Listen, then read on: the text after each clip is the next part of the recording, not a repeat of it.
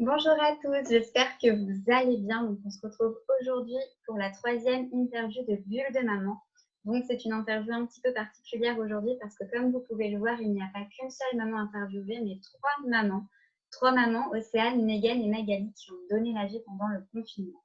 Donc, étant donné qu'elles ont donné la vie pendant le confinement, leur petit bout est tout petit et donc, du coup, c'était compliqué pour elles de fixer une interview vidéo. Cependant, elles ont quand même accepté de nous raconter leur accouchement, de nous raconter leur séjour à la maternité. Elles ont tout fait par écrit. Donc, dans cette vidéo, je vais tout simplement vous lire leur récit, vous lire leur histoire. On va d'abord commencer du coup par celle d'Océane qui a accouché au tout début du confinement puisque sa petite puce est née le 18 mars. Je vais utiliser le jeu dans les trois récits que je vais vous raconter parce que c'est comme ça qu'elles ont écrit leur témoignage. Donc, on y va pour Océane. Je m'appelle Océane, j'aurai 25 ans jeudi. Je suis avec mon chéri depuis septembre 2016, donc ça fait environ 3 ans et demi que nous sommes ensemble. Nous avons deux petites filles et on habite à la campagne dans la Somme. Je suis devenue maman à 23 ans. Agathe qui a 1 an et demi et Anaëlle née le 18 mars et qui va avoir 2 mois. Quand les visites ont commencé à être interdites en maternité, j'ai commencé à stresser, à me poser des questions. J'étais à 1 mois de mon terme. J'avais le cœur brisé de savoir que ma première fille ne pourrait pas venir rencontrer sa petite sœur le jour de sa naissance. Mais avec mon compagnon, on s'est fait une raison. On a fini par imaginer cette rencontre au sein de notre foyer. Les jours ont passé et à la veille du confinement, on nous faisait comprendre que les papas ne pourraient pas assister aux accouchements. À ce moment-là, j'étais très en colère. Pour commencer, on ne parlait pas de tout ça au JT. C'est grâce à l'émission Les Maternelles sur France 5 et le site de ma maternité que j'arrivais à m'informer un minimum et je me suis mise une pression. Quelques jours plus tôt, ma sage-femme m'a dit que ma fille pouvait pointer le bout de son nez. Elle serait en bonne santé et comme on dit, ce n'est pas entré dans l'oreille d'une sourde. Le 17 mai, premier jour de confinement, j'ai tout fait pour accoucher. Ménage, rangement, j'ai même tondu la pelouse, pardon. J'étais à 38 semaines d'aménorrhée. Mercredi 18 mars, j'ai perdu les os à 6 heures du matin. Mon chéri était au travail, je l'ai donc appelé pour qu'il rentre. Ma maman rentrait, elle, de sa nuit de travail et elle est directement venue chez nous pour garder la grande. Alors oui, c'est vrai, il y avait le confinement, mais je ne pouvais pas laisser ma fille seule chez moi.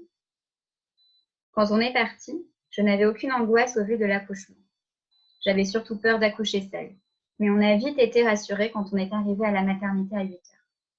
Mon compagnon a pu rester avec moi tout le long de l'accouchement, qui au passage s'est très bien passé pour notre deuxième fille, qui est née le 18 mars à 10h13. Le papa a pu rester avec nous, même après l'accouchement, car à ce moment-là, les papas pouvaient rester et venir nous rendre visite une fois par jour, à condition qu'ils ne sortent pas de la chambre, parce qu'une fois qu'ils sortaient, c'était pour partir.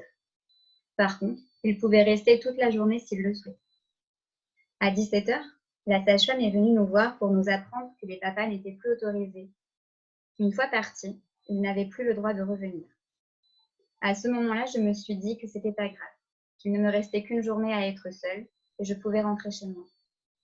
Je culpabilisais surtout pour les futures mamans et pour les mamans en menace d'accouchement prématuré.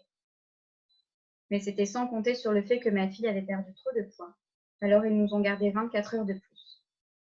Si je les avais écoutés, c'était même 48 heures de plus. Je suis finalement sortie de la maternité le samedi matin. Il faut savoir que dans la maternité, l'ambiance était très tendue. On voulait toutes sortir le plus vite possible. Heureusement que les appels vidéo existent de nos jours. C'est ma maman qui est venue me chercher à la sortie de la maternité. En rapport au confinement, ça faisait sortir qu'une seule personne, et l'avantage, c'est qu'elle habite à 3 km de chez nous. Alors, telle une taxi, elle m'a attendue dans la voiture avec un masque, et je suis montée à l'arrière avec Anaëlle, ma deuxième petite fille. On a respecté les gestes barrières. Elle l'a vue uniquement dans son cosy, à travers la fenêtre. Ça a été très dur de savoir qu'elle ne pourrait pas l'avoir dans les bras pour le moment, mais la santé avant tout. Comme pour la première, j'ai appris à toute la famille la naissance par un message, accompagné d'une photo. Tout le monde savait qu'on ne pourrait pas leur présenter comme on le souhaitait. On a respecté le confinement à la lettre. Ni moi, ni les enfants sont sortis de la maison, à part pour les rendez-vous médicaux. Le 28 avril, J'ai eu la visite du premier mois et à ce rendez-vous, le médecin m'a dit qu'on pouvait au moins présenter notre fille à ses grands-parents, à condition qu'il y ait une courte rencontre avec port de masque et lavage de mains abusif. Alors j'ai craqué et nous y sommes allés le soir même. Quel bonheur de voir dans les bras de ma maman après plus d'un mois. Même ma grande était aussi très heureuse de revoir ses grands-parents, même si c'était juste pour une demi-heure. Le plus dur pour moi a été la séparation avec ma première fille. On n'avait jamais été séparés. J'ai repris le travail que 3 mois avant mon deuxième congé maternité et je travaillais de nuit, donc elle ne se rendait pas compte que je n'étais pas là. Ensuite, la tension entre le personnel soignant et les patients, cette distance était gênante. J'avais littéralement l'impression d'être dans une prison. On était seuls sans avoir le droit de sortir de la chambre. L'hôpital n'avait même pas mis l'accès à la télévision gratuite. Suite au confinement, rien. Encore une fois, merci les smartphones. J'aurais aimé avoir mon homme et ma grande avec moi. Hormis ça, j'avoue que ce n'est pas plus mal de ne pas avoir de visite. J'ai pu apprendre à connaître mon bébé en toute simplicité, sans être interrompue, par des visites comme nos parents, grands-parents, oncles, tantes et j'en passe. Surtout pour les mamans qui veulent allaiter, vous avez ces moments d'intimité pour vous, moins de pression du regard des autres. Je conseille aux futures mamans qui vont accoucher pendant le confinement de lâcher prise et de prendre de quoi s'occuper. Accepter la situation et se dire que de toute façon, c'est pour la santé de tout le monde. Je ne sais pas si les papas peuvent assister à l'accouchement aujourd'hui, mais il faut se préparer mentalement et se dire qu'on n'a pas le choix, malheureusement. Je souhaite ajouter qu'à ce jour, Anaëlle a juste rencontré mes parents, qui sont les plus proches de nous. Cependant, je me pose encore beaucoup de questions. Quand pourrons-nous la présenter à toute la famille? Dans quelles conditions? Adieu le petit goûter de présentation? Oui, ce ne sont pas des questions affolantes comme pour l'accouchement, mais ça reste des questions sans réponse. Et je trouve que l'actualité ne parle pas assez de ces bébés, les futurs bébés du confinement. Donc voilà pour les témoignages d'Océane. Merci Océane pour ton témoignage. C'est très très intéressant de voir comment du coup ton séjour s'est changé, comment l'organisation a changé au long de ton séjour à la maternité. Donc merci beaucoup. Pour celles qui veulent suivre Océane, du coup vous pouvez la suivre sur Instagram. C'est Océanibaby, donc Ocenidaby. Donc maintenant on va parler du témoignage de Mégane. Donc, Mégane, elle a accouché quelques jours après Océane. Son petit bébé est arrivé au monde le 28 mars. Donc, je vais vous raconter son histoire. Je m'appelle Mégane. Je vais bientôt avoir 30 ans. Je suis en couple avec Mathieu depuis presque 12 ans et mariée depuis presque 3 ans. Je suis la maman de Louis et la maman de Lini. Je suis manager en parfumerie depuis 5 ans. Je suis devenue maman le 13 mars 2019 avec Louis, qui nous a quittés le 26 mars 2019. Lino est venu agrandir notre famille le 28 mars 2020. La DPA était prévue le 19 avril 2020 et la césarienne programmée le 1er avril 2020. J'ai appris que le coronavirus allait impacter l'accouchement environ une semaine avant l'accouchement, quand j'ai vu sur Instagram qu'une maman n'avait pas pu être accompagnée du papa pour le sien. Un moment de panique m'a envahie. Je me suis dit que je ne pourrais jamais accoucher seule. Ce moment qu'on attendait tant. Mathieu privé des premières minutes avec son bébé. C'était inconcevable pour moi. J'ai donc appelé la maternité qui m'a dit « Pour l'instant, les papas sont acceptés, mais on ne sait pas ce qu'il en sera demain. » Je me suis sentie vraiment mal. Je me suis dit que je n'y arriverais jamais s'il n'était pas là. J'ai donc préféré ne pas rappeler et ne pas savoir. Devant le fait accompli, je n'aurais pas le choix et je ne me poserai pas 1000 questions. Dans la soirée du 28 mars 2020, pendant le discours du Premier ministre, les contractions ont commencé à être de plus en plus rapprochées. Durant tout le discours, je notais les heures, jusqu'à dire à mon mari au bout d'une heure « Je pense que tu ne vas pas prendre l'apéro ce soir. » Nous avons donc rassemblé nos affaires pour partir à la maternité. Il est 20 heures. Nous arrivons à la maternité sous les applaudissements du soir pour le personnel soignant. J'entre en salle de naissance, seule. Les papas doivent attendre dehors. Je reste donc dans cette salle un long moment, avant que la sage-femme vienne me poser le monitoring. Seule, sans Mathieu, seule avec mon bébé, seule avec mes peurs et mes angoisses. Puis elle pose enfin le monitoring et les contractions sont de plus en plus intenses. Après un appel à mon gynécologue, il est convenu qu'on n'essaierait pas l'accouchement par voie basse et que l'on peut ce soir en césarienne. Le médecin revient à faire lui-même. Mathieu est donc invité à entrer en salle de naissance, et là, je m'effondre. La peur, les souvenirs d'il y a un an, de la césarienne en urgence, Mathieu qui ne peut être présent. J'ai pleuré et tremblé durant toute la préparation, mais aussi durant l'opération, et les tremblements ont duré même après l'accouchement. Le corps humain se défend comme il peut. L'opération s'est bien passée. J'ai pu voir mon bébé par-dessus le champ opératoire, puis l'entendre pleurer avant qu'il me l'apporte pour un bisou. J'ai pu découvrir le sexe par moi-même. Ce moment était magique. Tellement soulagée que le bébé soit arrivé en bonne santé. Une pression qui a duré durant des mois, qui s'atténue enfin. À la fin de l'opération, le médecin m'avoue finalement qu'heureusement que je n'ai pas accouché par voie basse, car j'étais en train de faire une rupture utérine. Complications suite à 2 grossesses rapprochées et 2 césariennes à 1 an d'intervalle. Notre ange des étoiles a veillé sur nous. Après l'opération, je suis retournée en salle de naissance car c'était la nuit, donc pas de salle de réveil. Mathieu et Lino m'y attendaient en peau à peau. Nous avons pu rester tous les 3 jusqu'à ce que je monte en chambre avec Lino. Mathieu a dû repartir seul. Cet accouchement était donc rempli de craintes, d'incertitudes, mais nous avons eu la chance que tout se passe bien, malgré tout ce qu'il se passe actuellement. Nous avons appris la nouvelle à nos proches le lendemain matin. Nous ne voulions pas les réveiller tard dans la nuit. Ils ont pu voir Lino en visio et à ce jour, nos proches ne l'ont toujours pas vu. Ce qui a été difficile, c'est vraiment que Mathieu n'ait pas pu vivre les premiers instants avec Lino, car on avait prévu un lit accompagnant pour qu'il reste tout le séjour avec nous à la maternité. Mais comme on le sait, un accouchement ne se passe jamais comme prévu ou comme on se l'était imaginé. Le positif, c'est que j'ai pu rentrer à la maison plus tôt que prévu, mardi midi pour un accouchement samedi soir. Et j'ai pu profiter de mon bébé rien que pour moi. Et grâce au confinement, on profite de Lino à fond, car Mathieu est en télétravail. Donc, merci Mégane, à toi aussi pour ton témoignage qui m'a énormément touchée. Je suis persuadée que ton petit bébé Louis a veillé sur vous tout au long de l'accouchement et qui veillera encore sur vous pour les longues années à venir. Donc, merci énormément encore pour ton temps. Si du coup, toi, tu veux suivre Mégane, c'est sur Instagram aussi. Donc, elle a 2 comptes. Elle a Maman Naturelle et Kazel Design. Donc, Maman Naturelle, c'est MAMANATUR.E2LE et Kazel Design, KAZEL-DESIGN.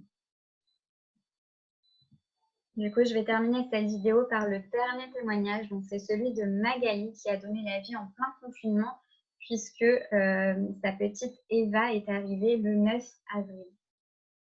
Alors, je m'appelle Magali, j'ai 32 ans et dans la vie, je suis infirmière. Je vis en Moselle avec mon mari Vincent, avec qui je suis en couple depuis 15 ans. Ensemble, nous avons eu notre première fille de 7 ans qui s'appelle Nina. Et le 9 avril, nous avons accueilli notre deuxième fille, Eva. Très tôt, quand nous avons entendu parler du coronavirus, j'ai fait le choix de limiter mes sorties au strict minimum afin de protéger notre bébé. Mes déplacements se sont limités aux allers-retours à l'école pour ma fille et mes rendez-vous médicaux, dont les cours de préparation à l'accouchement. La sage-femme se voulait rassurante. Le 19 mars, alors que nous sommes déjà confinés, j'ai rendez-vous avec le gynécologue de la maternité. En effet, je dois passer plusieurs examens, tels que échographie et scanner du bassin, car ma fille a déjà un poids estimé à 3,9 kg. Alors que mon accouchement est prévu 1 mois plus tard, le 18 avril. Le gynécologue me confirme qu'un déclenchement sera nécessaire afin de limiter le poids du bébé, et ce sera le 8 avril. J'en profite pour le questionner sur les modalités du confinement en maternité, la présence du papa, etc. Il m'explique que le papa ne pourra être présent qu'en salle d'accouchement, pourra rester après 2 heures après la naissance et ne reviendra qu'au moment de la sortie. Je m'attendais à cette annonce et avais commencé à me préparer. Bien sûr, j'étais bien embêtée d'être seule, mais la santé de mon bébé passe avant tout, et je fais le choix de positiver au maximum. Arrive le 8 avril. Mon mari me dépose à la maternité à 8 heures. Il remet mes affaires à une sage-femme, un bisou et au revoir. Je suis seule, c'est parti. Pour le moment, je suis dans ma bulle, c'est le grand jour. La sage-femme m'installe pour le monitoring, m'explique le déroulement d'un déclenchement et je patiente. Et quand on est seul, les minutes défilent très lentement. La journée défile au rythme des contractions qui se sont déclenchées, des visites des sages-femmes et des monitorings. Mon mari se tient prêt à tout moment, mais 7 heures après la pose du tampon, je ne suis ouverte qu'à 1. Le temps est très long et les contractions deviennent très fortes. Aux alentours de minuit, la solitude s'abat sur moi. J'ai très mal, je suis épuisée, je me sens terriblement seule et malheureusement, je suis toujours ouverte à 1. Je m'effondre, je pleure, mes émotions se mélangent. Douleur, peur, ras-le-bol. Le manque de mon mari se fait sentir. Le 9 avril, 7 heures. Nouveau contrôle et hurrah. Je suis ouverte à 4. Je passe en salle de naissance. Je demande à la sage-femme si on peut prévenir mon mari. Elle me répond qu'il sera prévenu quand on s'installera pour pousser. Je tombe des nues, mais j'ai tellement mal que je mets cette info de côté pour le moment. On s'installe en salle de naissance. L'anesthésiste est appelé pour la péridurale. À ce moment-là, je suis ouverte à 7. Je pleure, je crie, et enfin mon mari arrive. La sage-femme a eu pitié de moi et lui a demandé de venir. À ce moment-là, il est 11 heures. Je suis seule depuis 27 heures.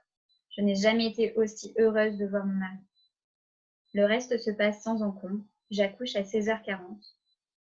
Mon mari participe aux premiers soins, au premier biberon, et à 20h, je dois regagner ma chambre et lui doit nous quitter. Nous nous reverrons 3 jours plus tard pour la sortie. Je garde tout de même un bon souvenir de mon accouchement, ce qui a été très dur dans mon cas et que j'ai dû gérer la douleur toute seule à cause du déclenchement, qui a été très long. Je pense qu'une maman qui a un travail qui se déclenche naturellement pourra rester chez elle un peu plus longtemps et pourra retrouver son mari en salle de naissance plus rapidement.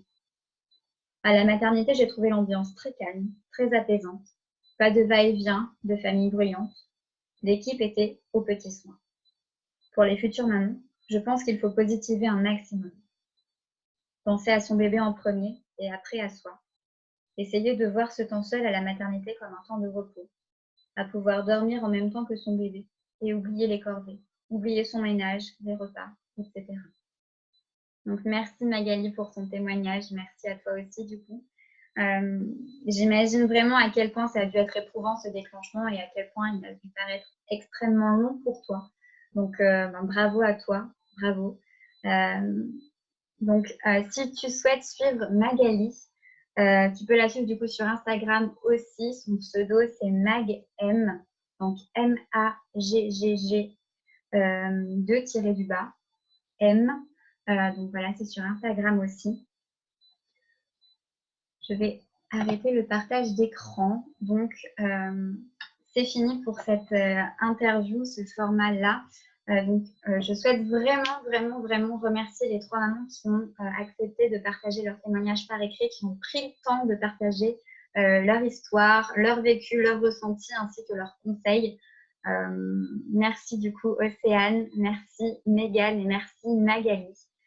Je sais que vous avez dû accorder beaucoup de temps à ce projet et le temps est précieux, surtout quand on a un nouveau-né. Donc, merci beaucoup encore une fois. Promis, je ne le dirai plus. J'espère que vos différents témoignages du coup pourront aider et rassurer des mamans, des futures mamans qui se retrouvent dans la même situation que vous.